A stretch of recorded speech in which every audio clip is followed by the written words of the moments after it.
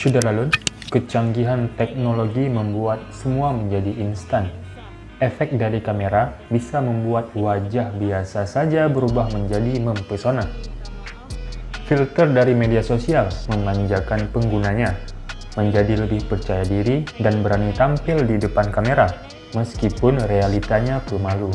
Seperti seorang perempuan yang berasal dari Malaysia satu ini, bernama Lisa. Ternyata fotonya dipergunakan oleh perempuan lain untuk memikat pria. Foto milik Lisa diambil diam-diam dan dijadikan foto profil oleh perempuan lain. Perempuan yang tidak disebutkan namanya ini telah mempergunakan foto Lisa sejak tahun 2020 silam. Setelah memikat pria dengan foto orang lain, ketika diajak bertemu, perempuan ini enggan bertemu. Tindakan perempuan demikian sudah 2 kali ditegur oleh Lisa, bahkan sudah dibuat laporan ke pihak kepolisian Malaysia. Namun pelaku belum jera. Setelah beberapa saat melakukan mediasi, akhirnya Lisa bertemu dengan perempuan yang menggunakan fotonya. Lisa merekam permohonan maaf perempuan ini. Ia juga mengakui bersalah atas tindakannya menggunakan foto orang lain sebagai identitas. Ia pula berjanji tidak mengulangi tindakan demikian.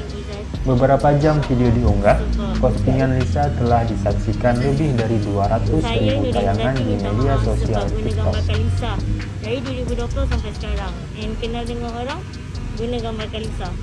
Saya minta maaf and pada siapa-siapa yang saya guna, yang saya kenal dengan gambar Lisa, saya minta maaf.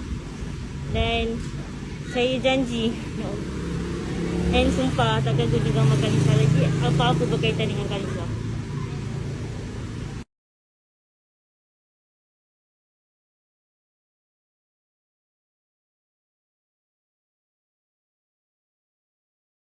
Lebih dahsyat dah. Masa Tapi tu memang betul tak ada. Benda tu COVID kan. Kita tak dapat nak bergerak. Kita tak dapat nak pergi rumah. Kita nak minta datang rumah masa nak tu bergerak. Acik betul-betul baru keluar daripada pusat Korea. Yang nombor dia guna under nama siapa? Ada dia, nama dia. Nama dia, IC dia lah.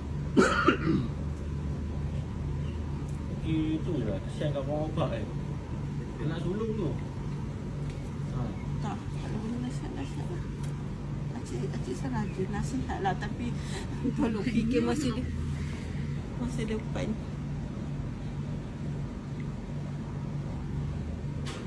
Gambar ni pun jumpa.